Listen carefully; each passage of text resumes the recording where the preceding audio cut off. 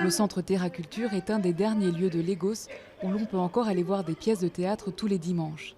En ce moment, on y joue Yoruba Romance, une comédie qui se moque des stéréotypes sur les Yoruba et les Igbo, deux des principales ethnies au Nigeria.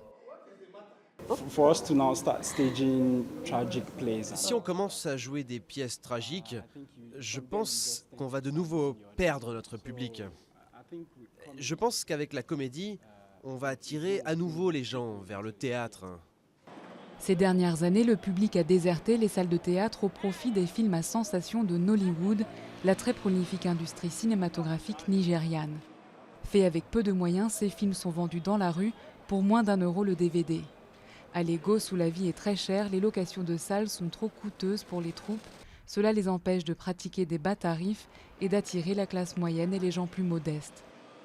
Si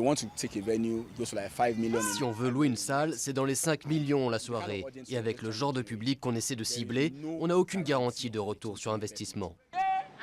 Deleke Bolade a mis en scène Gripam, un classique nigérian présenté lors d'un festival de théâtre à Lagos en février.